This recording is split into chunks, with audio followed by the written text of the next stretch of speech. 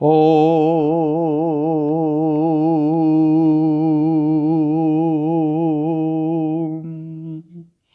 गुरुर्ब्रह्मा गुरुर्विष्णु गुरुर्देवो महेश्वराय गुरु साक्षात् परब्रह्म तस्मै श्री गुरुवे नमः।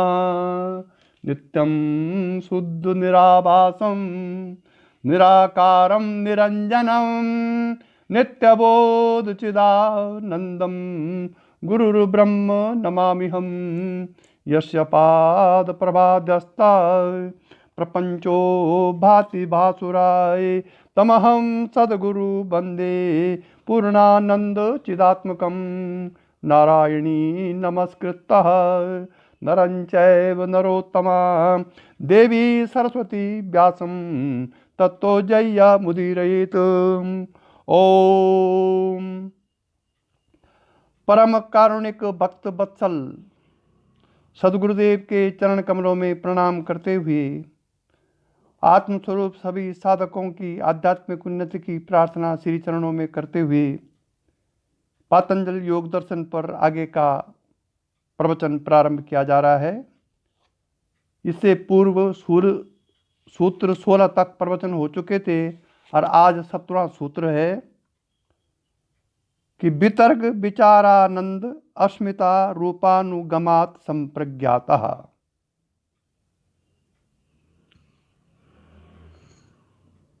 जब दृष्टा की स्वरूप में स्थिति होती है, अर्थात जब असंप्रज्ञात निरोध हो जाता है, तब बुद्धि का जो संयोग है वो आत्मा या पुरुष पर नहीं रहता है, उसे ही असंप्रज्ञात निरोध कहते हैं। अब आगे का जो सूत्र बताया गया 17वां सूत्र, वो सूत्र है वितर्क विचारानंद अस्मिता रूपानुगमात् संप्रज्ञातः। अब संप्रज्ञात समाधि के 4 प्रकार बताए गए हैं। वितर्क, विचार, सानंद और सास्मिता। ये चारों रूपों के अनुसार 4 प्रकार की संप्रज्ञात निरोध कहलाता है। एक तो होता है असंप्रज्ञात निरोध और एक होता है संप्रज्ञात निरोध। संप्रज्ञात निरोध में अहम और बीज रहता है। उस विषय का जो ध्येय विषय है उसका अहम और बीज रहता है, इसी को कहते हैं संप्रज्ञात निरोध। प्रत्येक ध्यान में ध्येय विषय की प्रधानता रहती है। जब हम किसी चीज का ध्यान करते हैं तो उस ध्यान में हमारा ध्येय क्या है, उस ध्येय की प्रधानता रहती है और साथ ही ज्ञाता को अपने अहम के साथ साथ ध्येय विषय से उदय होने वाले आनंद की अनुभूति की भावना भी होती है। जब हम किसी विषय का ध्यान करते हैं तो उस विषय का जो ध्येय हमारा है, जिस पर हम ध्यान कर रहे हैं, उस विषय की प्रधानता रहती है उसमें। मानो हम परमात्मा का ध्यान कर रहे हैं तो परमात्मा के ध्यान करते करते हमारा ध्येय है परमात्मा। तो जो हम ध्याता हैं उसमें हमारा अहम रहता है और ध्येय विषय जो परमात्मा है वो रहता है। अहम भी रहता है कि मैं ध्यान कर रहा हूं और उस जो ध्येय हमारा है परमात्मा वो भी उसमें रहता है। इन दोनों के रहने से जो आनंद की अनुभूति की जो भावना हमारे अंदर होती है, कैसे, जैसे मैं हूं, आनंद का अनुभव कर रहा हूं, मैं हूं, ऐसा हमारा ध्यान है। तो इसमें आनंद का अनुभव कर रहा हूं मैं, और ध्येय का स्वरूप चित्त को आकर्षित कर रहा है। और जो ध्येय है हमारा परमात्मा, वो चित्त को आकर्षित कर रहा है, स्वरूप चित्त को। तो ये दोनों चीजें जब इसमें रहती है तो ध्येय विषय के शब्द, स्पर्श, रूप, रस, गंध की सापेक्षता से आनंद नैमित्तिक होता है। ये 5 जो वह हैं सूक्ष्म मात्राएं, शब्द स्पर्श रूप रस गंध, इसकी सापेक्षता से आनंद नैमित्तिक होता है और उनकी अपेक्षा छोड़कर अतीन्द्रिय भी होता, इंद्रियों के पार भी वो आनंद होता है। एक तो इंद्रियों के अंदर होता है आनंद, और एक इंद्रियों के पार। अगर आप ध्यान करते करते करते करते इंद्रियों के पार चले गए आध्यात्मिक जगत में, जहां इंद्रियों की पहुंच नहीं है, तो वो भी एक अजीब प्रकार का आनंद होता है। और उस आनंद का संबंध इंद्रियों के विषयों से नहीं होता, नारायण बोलना पड़ेगा। ठीक इसी प्रकार से अहम का ज्ञान भी आनंद की अनुभूति लिए हुए भी रहता है और उसके बिना भी रहता है। अहम का जो ज्ञान है उसे आनंद की अनुभूति भी होती है, और उस आनंद उस अहम के बिना भी उस आनंद की अनुभूति होती है। प्रथम को सानंद निरोध और दूसरे को शाश्वता निरोध कहते हैं। ये देखो, अहम मतलब शाश्वता और आनंद सानंद, ये दोनों उसमें रहते हैं। आनंद का निरोध भी होता है फिर, और शाश्वता अहम का निरोध भी होता है। दोनों में बुद्धि की वृत्ति बनी रहती है, इसलिए दोनों संप्रज्ञात निरोध के अंतर्गत आते हैं। क्योंकि बुद्धि का संयोग है उसमें, अभी बुद्धि की वो डिस्कनेक्ट नहीं हुई उससे, इसलिए उसको कहते हैं संप्रज्ञात निरोध। जिसमें बुद्धि का संयोग रहता है उसको संप्रज्ञात निरोध, और जिसमें बुद्धि का संयोग नहीं रहता है, आप उस चेतना में चले जाते हैं, उसको कहते हैं निसंप्रज्ञात असंप्रज्ञात निरोध।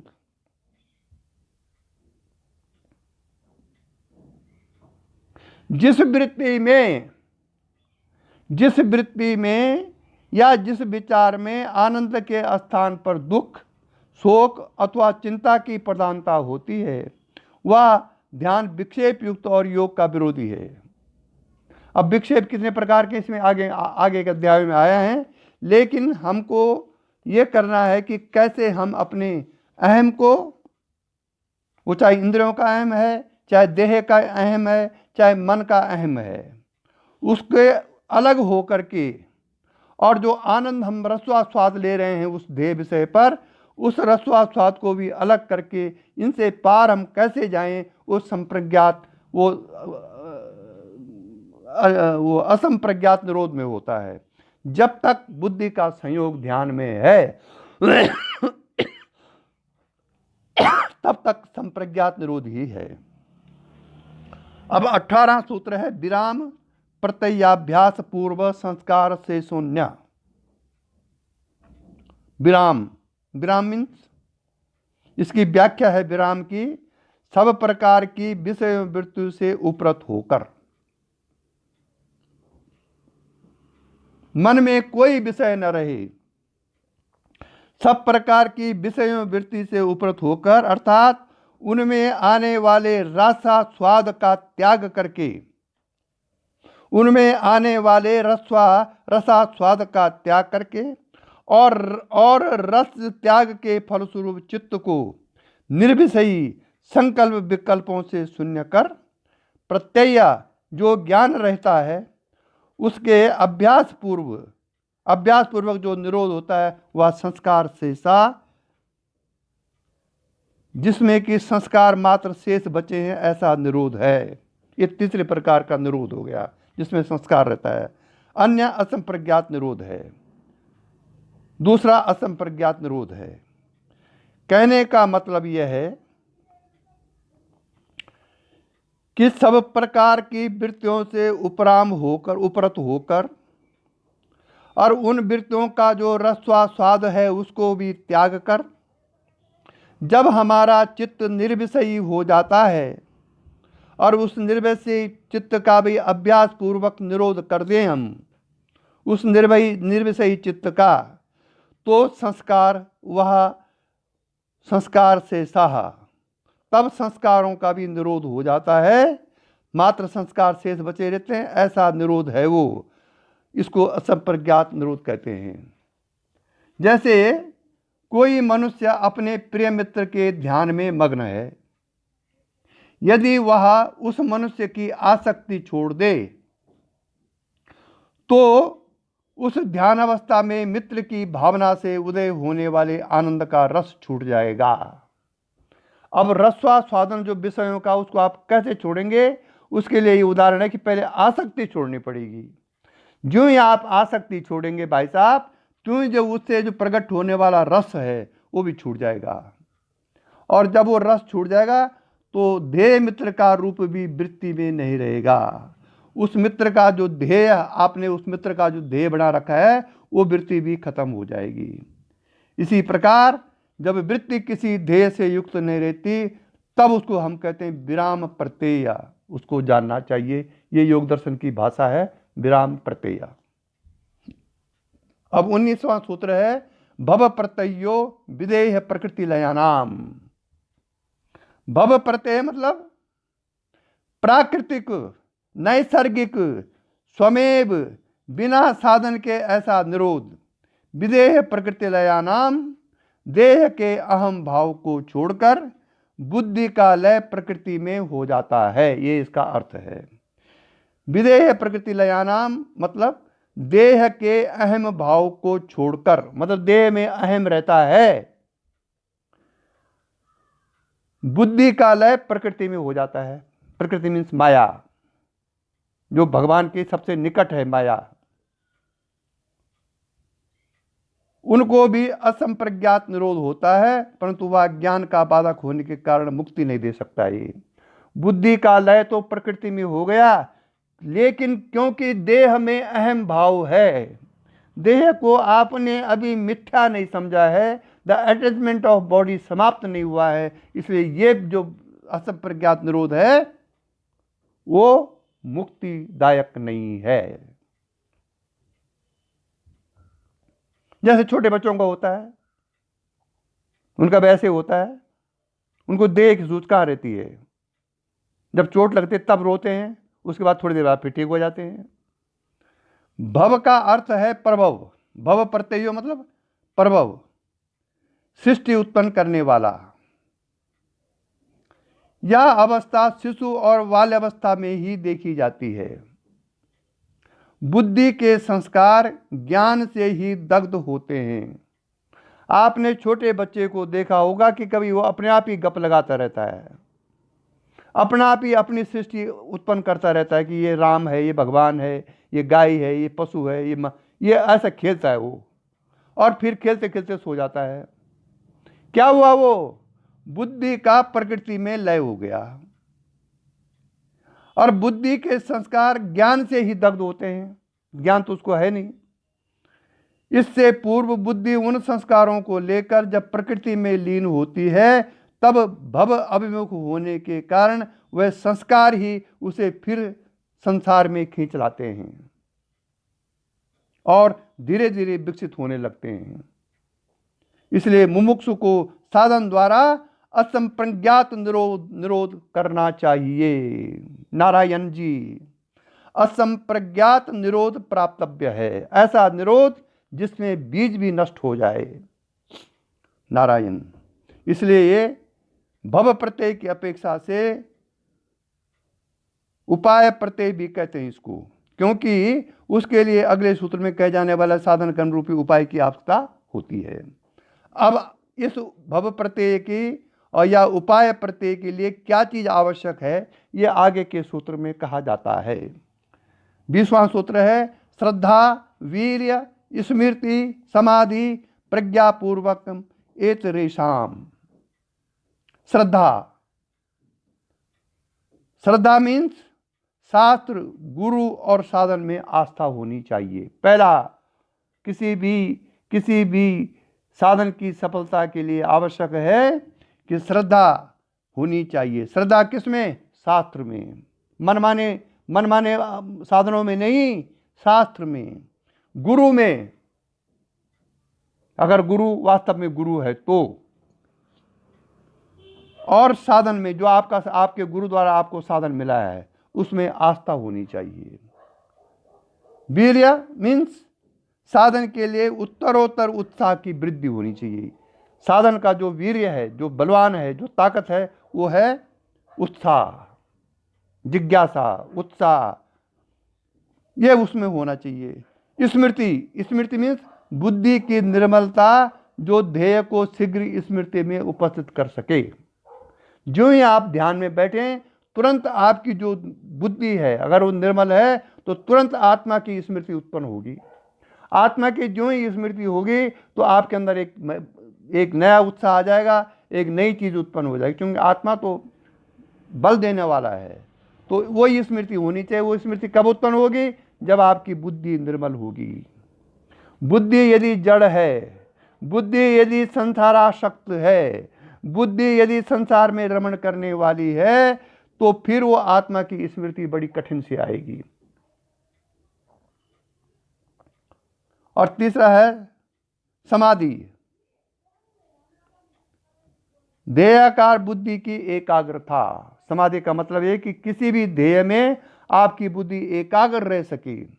प्रज्ञा, और जब बुद्धि उस समाधि में एकाग्र होगी और समाधि की लगातार होती रहेंगी तो तब होगी उत्पन्न प्रज्ञा। प्रज्ञा का मतलब यहाँ पर ऋतंबरा प्रज्ञा है, यहाँ होगी ऋतंबरा प्रज्ञा उदय। मन की एकाग्रता के बाद जब लगातार समाधि पर समाधि होती रहेंगी तो उस समाधि के फल के स्वरूप ऋतंबरा प्रज्ञा उदय होगी। और इस प्रकार कर्मानुसार असंप्रज्ञात निरोध की प्राप्ति होती है उनको जो भव प्रत्यय नहीं है, जो भव प्रत्यय नहीं है। उक्त साधन कर्म इस शास्त्र का विषय है, जिसे आगे कर्म में पूर्व बताया जाएगा। परंतु उपाय करने वाले जितनी लगन से साधन करता है उतनी ही शीघ्रता से उसका कार्य सिद्ध होता है, यह नियम है। अब उपाय शीघ्र कैसे होगा? साधन में शीघ्र, साधन में सिद्धि कैसे आएगी? इसके लिए अगला सूत्र 21वां सूत्र है, तीव्र संवेगानाम आसन्ना। यह शक्तिपात में भी है। तीव्र संवेगानाम, अभ्यास और वैराग्य के तीव्र वेग वाले साधकों को आसन्ना उपयुक्त निरोध शीघ्र ही सिद्ध होता है। ये असंप्रज्ञात निरोध जो है या संप्रज्ञात निरोध है, ये तभी होगा आपको सिद्ध जब आप तीव्र संवेगानाम आसन्न होंगे। अभ्यास के साथ साथ यदि वैराग्य नहीं है तो कोरा अभ्यास रह जाएगा, ज्यादा फल नहीं आएगा। अभ्यास के साथ साथ वैराग्य होना चाहिए, और वैराग्य इतना तीव्र होना चाहिए कि आपको संसार, अनात्मा, संसार ये सब मिथ्या लगने लगे। व्यवहार आप सब कुछ करेंगे, लेकिन सत्यत्व बुद्धि जो संसार के प्रति है वो मिथ्यात्व बुद्धि में पलट जानी चाहिए।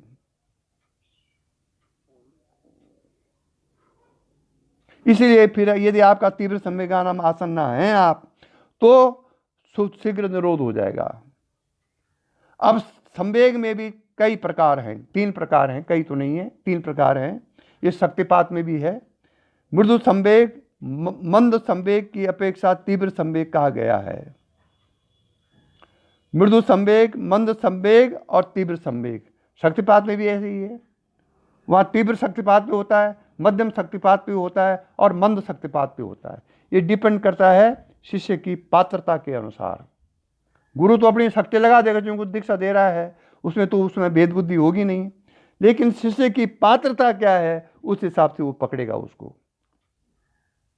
तीव्र संवेग में तो एकदम पिंड ब्रह्मांड की एकता हो जाएगी, और मंद संवेग में क्रियाएं होंगी, कुछ साल चलेंगी, फिर थोड़ी धीरे अगर साधन लगातार कर रहे तो बढ़ जाएगी अपना आप ही, क्योंकि ये तो सेल्फ प्रोविडेंस सिस्टम साधन है ना ये।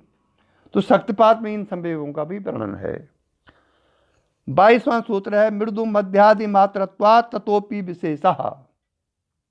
मृदु, मध्य और अधिमात्र 3 स्तरों का तीव्र संवेग होने से उसमें विशेषता होती है। अर्थात मृदु तीव्र संवेग की अपेक्षा मध्यम तीव्र संवेग से और मध्यम तीव्र संवेग की अपेक्षा अधिमात्र तीव्र संवेग से और भी शीघ्र सिद्धि प्राप्त की जा सकती है। अर्थात मृदु संवेग और मध्य संवेग से असंप्रज्ञात सिद्धि की आशा करना वृथा है। देखिए, अब ये अगर आपका मृदु संवेग है या मध्य संवेग है साधना में, तो इससे असंप्रज्ञात सिद्धि नहीं होगी। इसका अर्थ ये हुआ भाई साहब कि तीव्र संवेग ही अधिमात्र तीव्र संवेग ही असंप्रज्ञात सिद्धि की एक ही मात्र रास्ता है। आप जो भी साधन करें उसमें संसार को पीछे रखना, अंदर से संसार के कार्यों को पीछे रखना और अपने साधन के कार्य को आगे रखना, इस प्रकार करना चाहिए। चित्त वृत्तियों के निरोध के लिए दीर्घ काल तक चित्त वृत्तियों के निरोध के लिए दीर्घ काल तक निरंतर श्रद्धा, वीर्य, स्मृति, समाधि, प्रज्ञापूर्वक तीव्र संवेग के वैराग्य सहित अभ्यास कहा गया है। चित्त वृत्तियों के निरोध के लिए दीर्घ काल तक निरंतर श्रद्धा, वीर्य, स्मृति, समाधि, प्रज्ञापूर्वक तीव्र संवेग को वैराग्य सहित अभ्यास कहा गया है।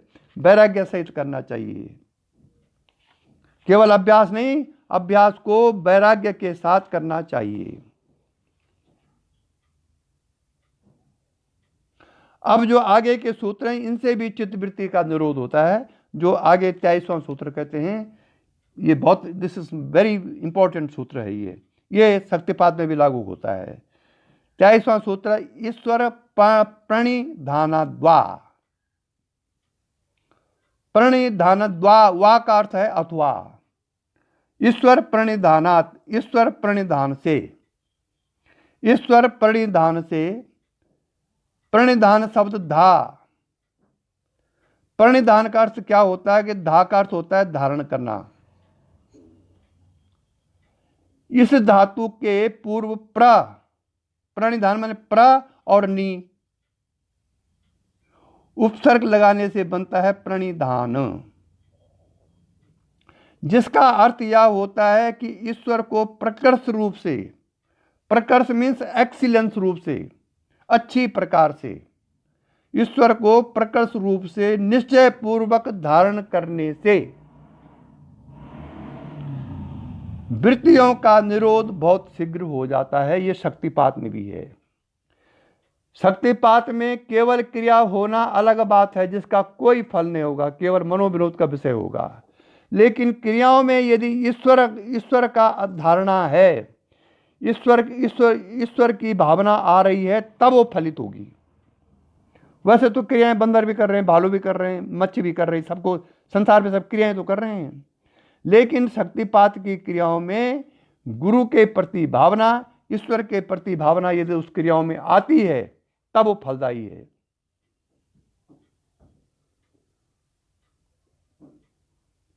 ईश्वर को ध्यान एवं नाम जप द्वारा, ध्यान द्वारा या नाम जप द्वारा तथा उसकी शरण में रहकर सब कुछ ईश्वर का ही मानते हुए, सब कुछ लाभ हानि पाप पुण्य जो कुछ सब ईश्वर का है, ऐसी धारणा बना करके सब कर्मों के फल का उसे समर्पण करके धारण किया जाता है। इसी को गीता में कहा गया है, योगी नाम अपि सर्वेशाम और मदगतेनांतरात्मना श्रद्धावान भजते यो माम स मे युक्ता तमो मता। प्रणिधान माने धारण करने। तो योग दर्शन का जो प्रणिधान है उसको का अर्थ है ईश्वर को हृदय में धारण करने का भाव इसमें निहित है। और आराधना जो भक्ति मार्ग में है उसका अर्थ है कि ईश्वर को कहीं और दूसरा समझ करके और दूर समझ करके उसकी आराधना करना। आराधना और धारण करने में फर्क समझ लीजिए आप। धारण तो हृदय में होता है और आराधना जो दूर है हमसे उसकी हम करते हैं। तो इसलिए इसमें श्रुति कहती है प्रणिधान मतलब धारण करने और आराधना करने में यह अंतर है कि प्रणिधान में ईश्वर को अपनी अंतरात्मा से जगा कर, ओ जो शक्तिपात में है, अंतरात्मा से जगाकर हृदय में धारण करने का भाव निहित है प्रणिधान में। और आराधना दूरस्थ ईश्वर की भी हो सकती है, जैसा कि श्रुति कहती है। द्वा सुपर्णा सयुजा सखाया समान वृक्षम परिस्व जाते तयोरन्य पिपलम स्वाद वत्य नस्न अन्यो अभि चाक सीति। अंतिम पंक्ति विशेष ध्यान योग्य है। अंतिम पंक्ति विशेष ध्यान देने योग्य है कि समान रूप से सखावत सदा से साथ में रहते हुए उस ईश्वर को जब ध्यान जपादि द्वारा प्रसन्न करके योगी प्रत्यक्ष देख लेता है और उसकी महिमा को जो अनुग्रह रूपी अनुभव करता है, तभी वह बीत सुख होता है। उपनिषदों में बहुत वर्णन है इसका। दीप शिखावत, उस आत्मा के जो प्रथम दर्शन होते हैं वो दीप शिखावत होते हैं। ये शक्तिपात में भी है। अगर वो दीप शिखावत उसके दर्शन हो गए और उसके बाद लगातार वो साधन कर रहा है, तो वो साधक एक दिन बीत सुख हो जाता है, क्योंकि ईश्वर ही वास्तव में सद्गुरु है।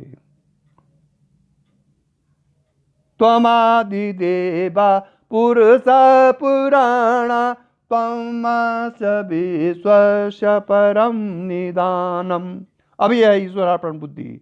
त्वमादि देवा पुरुष पुराणा त्वमास विश्वस्य परम निदानम। वेतासि वेद च परम च धामा त्वया ततं विश्व अनंत रूपम। अब अर्जुन को यहाँ पर ईश्वर प्रणिधानत्वा हो गया, मतलब जीव ने उस ईश्वर को देख लिया, तब ये ऐसा वर्णन करा कि सब कुछ तुम ही हो।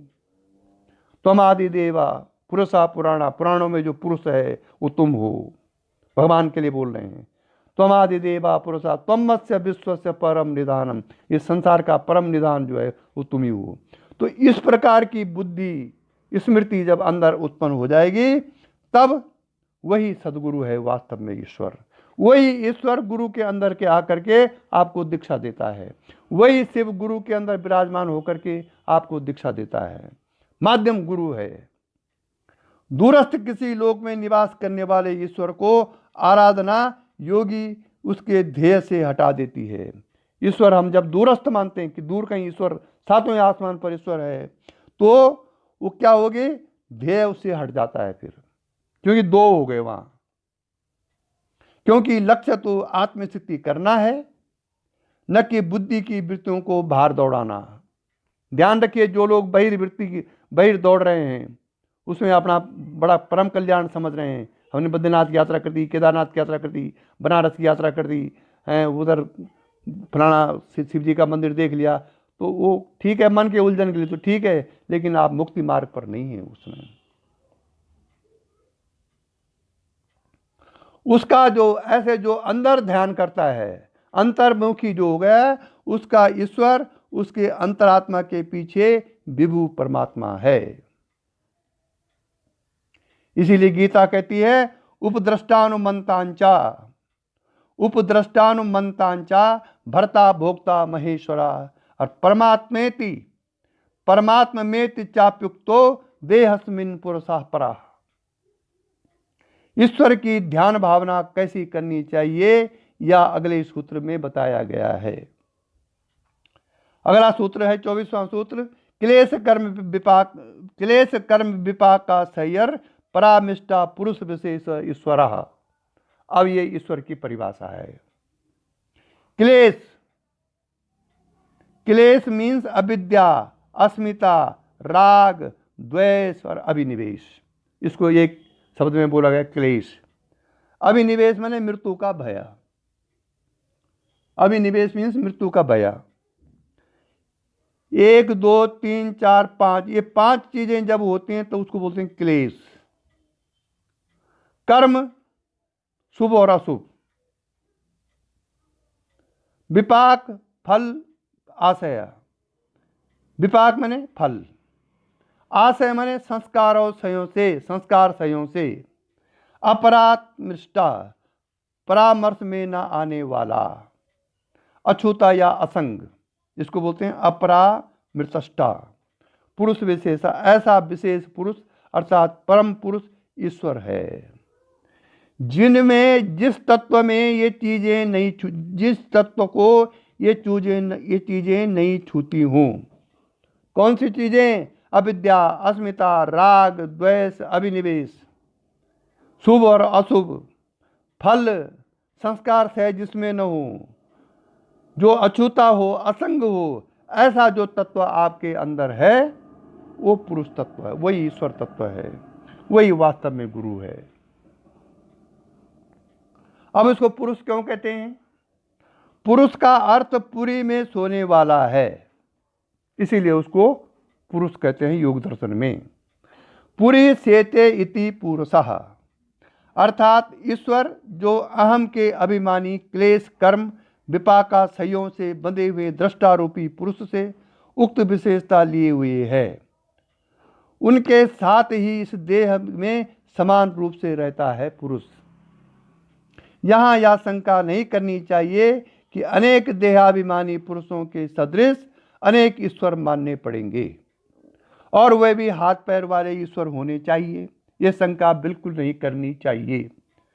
शंका का उत्तर गीता में इन शब्दों में दिया गया है, अविभक्तम अविभक्तं च सर्वभूतेषु अविभक्ता विवचा स्थितम, अर्थात वह सब प्राणियों में अविभक्त होते हुए भी विभक्त हुआ सा रहता है और सर्वेंद्रिय गुणाभासम सर्वेंद्रिय विवर्जितम सब इंद्रियों के गुणों के आभास युक्त है, यद्यपि सब इंद्रियों से रहित है। और तत्र निरतिशय्यम सर्वज्ञत्व बीजम, तत्र निरतिशय्यम सर्वज्ञत्व बीजम, तत्र मतलब उस ईश्वर में, निरतिशय अतिशय की धारणा से रहित, निरतिशय मीन्स अतिशय की धारणा से रहित, सर्वज्ञत्व बीजम सर्वज्ञता का बीज है उसी ईश्वर में। जैसे बड़ के पेड़ के बीज में होता है, अतिशय की भावना में न्यूनाधिक की सापेक्षता रहती है।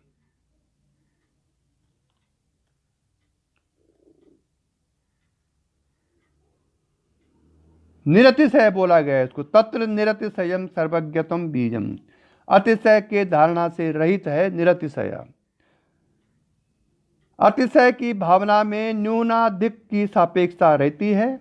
जहाँ अतिशय कहने को स्थान ही न रहे, अर्थात जिससे अधिक नहीं हो सकती, ऐसे सर्वोपरि सर्वज्ञता बीज रूप से उसमें रहती है। जैसे बीज में मूल, पेड़, शाखाएं, पत्ते, पुष्प और फल सब एकत्रित हैं, उसी प्रकार भूत, भविष्य, वर्तमान तीनों कालों में समस्त अनंत सृष्टि का अनंत ज्ञान ईश्वर में सर्वदा रहता है अथवा सृष्टि, स्थिति और संहार तीनों अवस्थाओं में तीनों कालों का ज्ञान युगपद रहता है ईश्वर में। इसीलिए उसको कहते हैं सा पूर्वे सामपि गुरु काले नान वच्छेदात, वह पूर्वे शाम पूर्वजों का, अपि मतलब भी, गुरु है, वह पूर्वजों का भी गुरु है, कालेन अनवच्छेदात अवच्छेद न होने अर्थात काटा न जाने के कारण वह ईश्वर हमारे पूर्वजों का भी गुरु था। ऐसा भी कोई समय नहीं हुआ जब ईश्वर नहीं रहा, इसलिए पूर्व गुरुओं का भी वह गुरु है। ईश्वर के प्रणिधान की विधि अगले सूत्र में 2 सूत्रों में कही गई है। पहला सूत्र है तस्य वाचक प्रणव, उस ईश्वर का जो वाचक है वो प्रणव है। प्रणव मीन्स, प्रणव कहते हैं ओंकार को।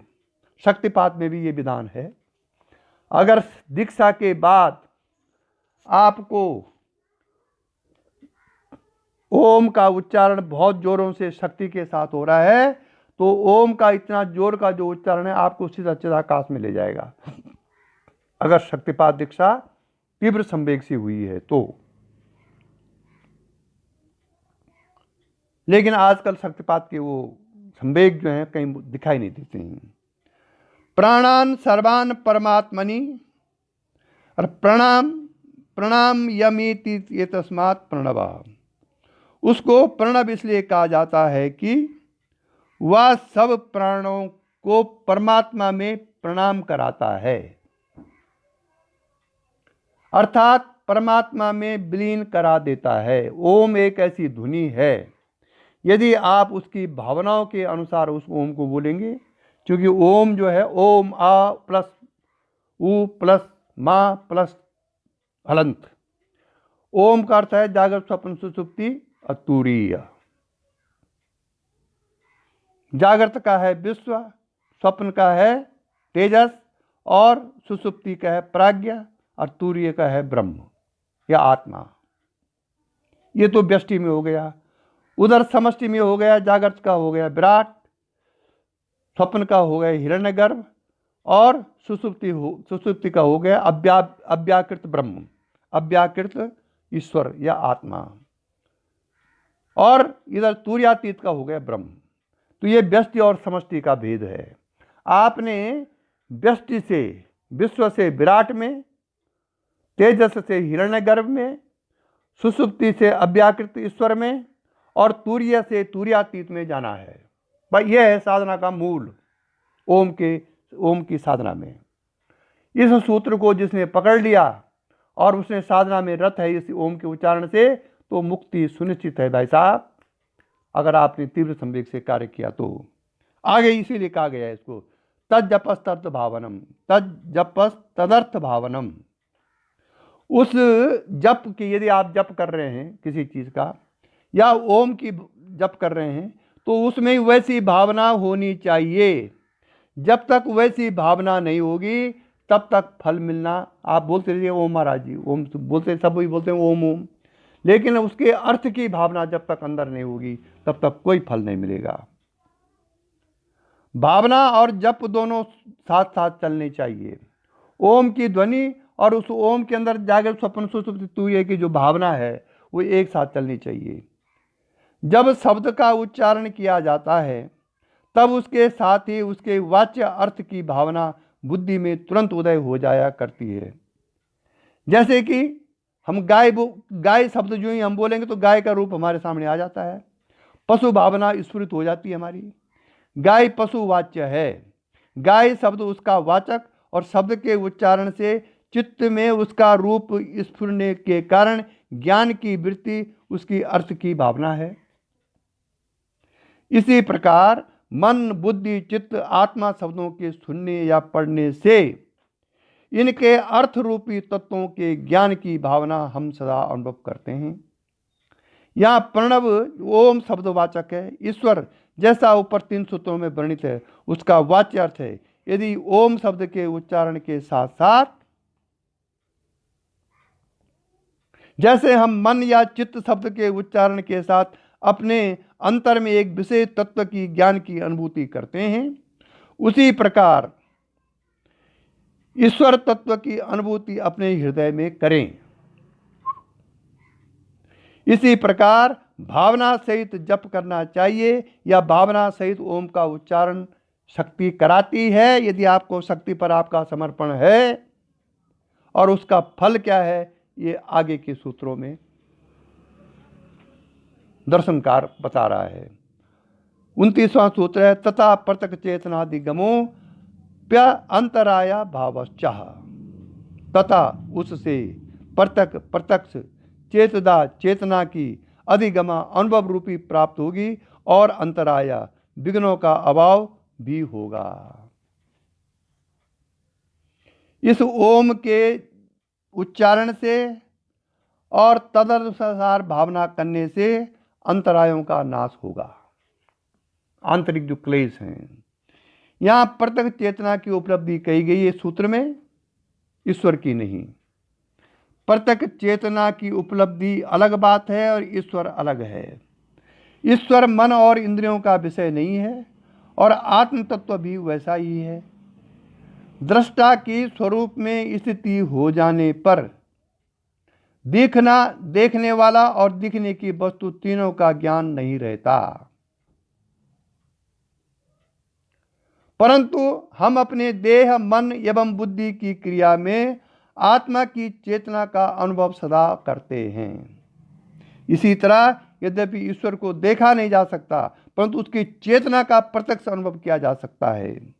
वास्तव में आत्मा को चेतना भी परमात्मा की चेतना का ही अंश है। जैसा कि भगवान ने गीता में कहा है, ममे वांसो जीवलोके जीवभूता सनातना। क्या अर्थ हुआ इसका? कि जीवलोक में मेरा ही अंश जीव बन गया है, भगवान कह रहे हैं। परंतु ईश्वर की प्रत्यक्ष चेतना का अनुभव इस सामान्य चेतना से विलक्षण है, जो स्वानुभूति का ही विषय है, और यहाँ उसकी ही उपलब्धि कही गई है। अंतराय जिनका संकेत इस सूत्र में है, उनके नाम और संख्या अगले सूत्र में दिए गए हैं। अंतरायों का नाम आगे सूत्र में है। अब यहाँ पर शंका होती है कि अंतराय प्रत्यक्ष चेतनादिगम के हैं या उस असंप्रज्ञात निरोध के हैं जो ईश्वर प्रणिधान द्वारा प्राप्त करना है। ये शंका यहाँ पर होती है। अब आगे इसका निवारण किया जा रहा है। प्रत्यक्ष चेतनादिगम और अंतराय अभाव दोनों को प्रणव के जप का फल कहा गया है। प्रत्यक्ष चेतनादिगम में वृत्तियों का अभाव नहीं होता, क्योंकि दृष्टा के स्वरूप में स्थिति होने पर त्रिपुटी का अभाव हो जाता है, और प्रत्यक्ष चेतनादिगम प्रत्यक्ष प्रमाण का विषय है। इसलिए अंतराय भी, जिसका न होना भी जप द्वारा कहा गया है, असंप्रज्ञात और संप्रज्ञात निरोध के ही मानने चाहिए। इसलिए यह संभव है कि प्रत्यक्ष चेतनादिगम होने पर भी अंतराय आए। जब तक सब अंतरायों का अभाव होकर असंप्रज्ञात निरोध सिद्ध न हो, तब तक जप करते रहना चाहिए या साधना करती रहनी चाहिए। और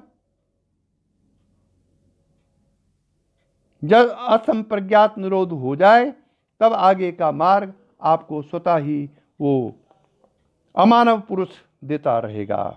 इसी के साथ आज का प्रवचन समाप्त हुआ। ओम यही दिव्य दृष्टि हमें दीजिए भगवान, हो कण कण में निस दिन तुम्हारे ही दर्शन। लखूं नित्य सर्वत्र मूर्ति तुम्हारी, सुनो जड़ जगत से एक कीर्ति तुम्हारी। यही दिव्य दृष्टि हमें दीजिए भगवान, हो कण कण में निस दिन तुम्हारे ही दर्शन। लखूं नित्य सर्वत्र मूर्ति तुम्हारी, सुनो जड़ जगत से एक कीर्ति तुम्हारी। यही दिव्य दृष्टि हमें दीजिए भगवान, हो कण कण में निस दिन तुम्हारे ही दर्शन। तेरी शुभ सत्ता बिना हे प्रभु मंगल मूल, पत्ता तक हिलता नहीं, खिलता नहीं है फूल। रोम रोम में तुम रमे, फिर क्या रहा बिछो, लेकिन तुम मिलते नहीं, एक ऐसा संयोग। ओम असतो मा सद्गमया, तमसो मा ज्योतिर्गमया, मृत्योर्मा अमृतं गमया। ओम शांति शांति शांति। ओम यो भक्त विघ्नौघ विनाशशीला, सतसिद्धि संपादन भूरि लीला। श्रियो निमित्तं विनयेन नित्यं, तं भावये योगी जने समित्थम्।